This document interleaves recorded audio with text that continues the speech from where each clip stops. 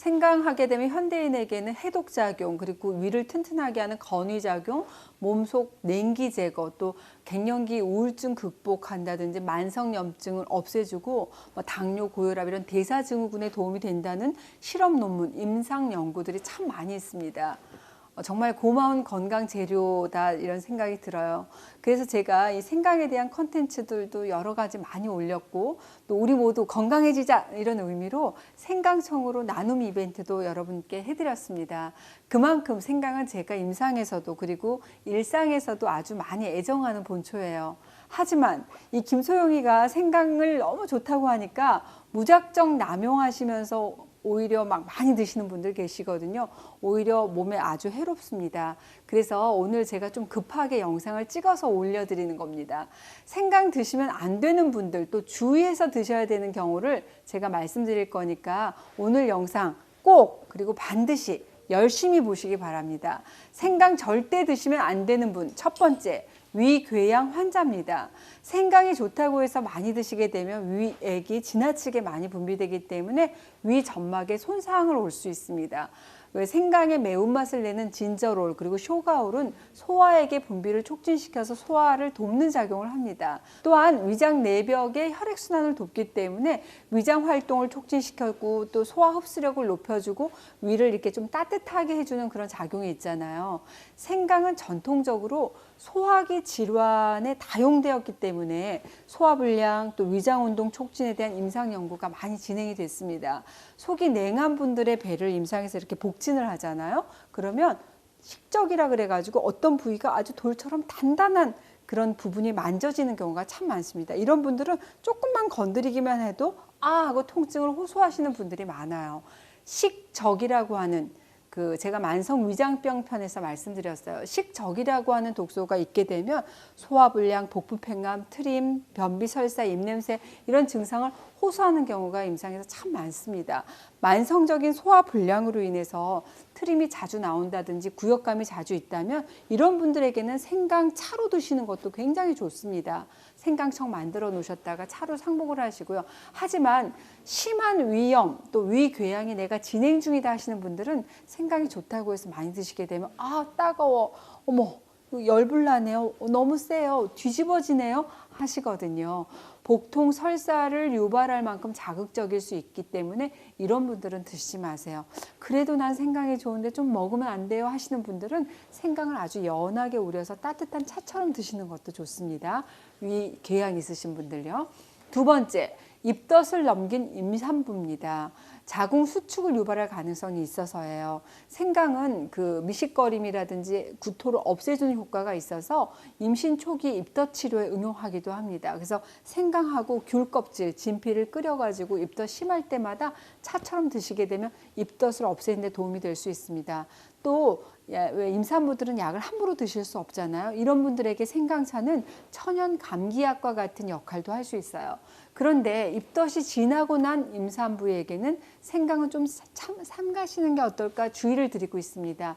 왜냐하면 이 시기에 너무 많은 생강을 섭취하게 되면 자칫 자궁 수축을 유발할 가능성이 있어서입니다.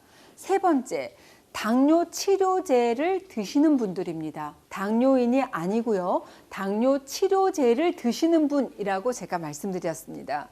당뇨인에게 생강은 아주 좋은 본초입니다. 아주 효과가 드라마틱하기 때문에 좋기 때문에 그렇기 때문에 더 조심하라고 제가 말씀드리는 겁니다.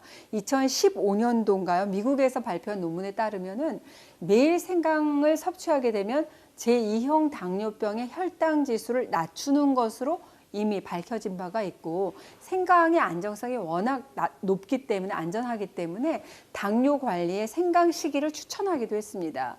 이 생강의 진저롤 성분은 인슐린 분비를 원활하게 하면서 혈당을 낮추는 데 도움을 주기 때문이죠. 생강이 혈당을 낮추는 데 아주 효율적인 역할을 하기 때문에 이미 혈당을 낮추는 치료제를 드시고 있는 분들이라면 혈당 수치를 생강으로 낮추고 또 치료제로 낮추고 이렇게 이중으로 떨어뜨릴 위험이 있을 수도 있다는 점에 여러분들이 주의하시라는 겁니다.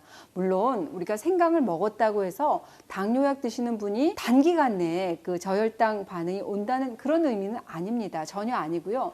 다만 실제 임상에서 장기간 이렇게 과량 복용하는 그 생강을 과량 복용하는 경우에는 혈당 체크를 꾸준히 해서 제가 이렇게 조절해 드렸던 그런 임상 사례도 있기 때문에 당뇨 치료제를 내가 복용하는 사람이다라고 한다면 생강 드실 때 항상 세심한 주의를 기울이시고 제일 좋은 거는 물론 주치의하고 상담을 꼭 해보시는 것을 추천해 드립니다. 네 번째, 항응고제나 항혈소판 제제를 드시는 분들, 또 반대로 혈액응고가 잘 안 돼가지고 치료받으신 분들은 좀 주의하세요. 생강은 항혈소판 제제 그리고 항응고제하고 상호작용을 하거든요.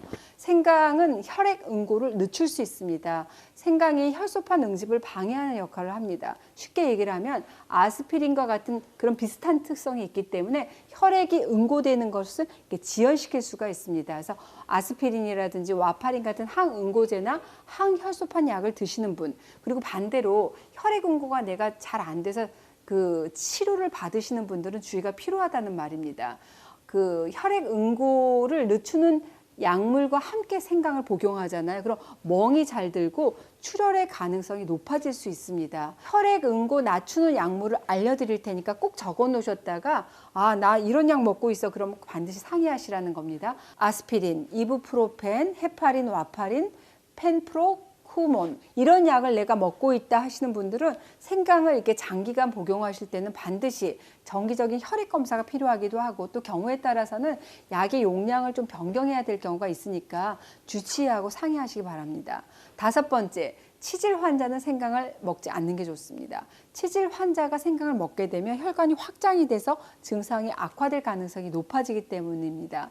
수술을 앞두고 있는 분들도 한 2, 3주 전부터 치질 수술 2, 3주 전부터는 생강을 드시는 걸 자제하시는 게 좋겠습니다. 여섯 번째, 생강에 대해서 의학적으로 보고된 알러지 반응이 보이시는 분입니다. 호흡곤란, 기도폐쇄, 또 입술, 혀에 붓기 이런 것 같은 알러지 반응이 나타나시는 분들이 간혹 계세요. 많은 양의 생강을 오래 드시다 보면은 피부가 점점 건조해지면서 비늘 같은 발진이 생기시는 분들도 있는데 이런 경우는 생강을 드시지 마시고 전문가 상담을 하시기 바랍니다. 자, 오늘 좀 공부 좀 잘 하셨나요? 세상에 그 어느 것도 제대로 알고 제대로 먹어야지 도움이 되지 내가 좋다고 해서 남들이 먹는다고 해서 무작정 드시게 되면 오히려 나에게 독이 되는 경우가 있습니다. 그것을 또 알려드리는 게 제 사명이라고 생각을 합니다. 김소영 채널 H 보시면서 내 몸에 좀 이로운 것, 또 피해야 될 것들을 여러분들이 꾸준히 공부하시면서 건강한 일상을 꾸리셨으면 하는 저의 바람입니다.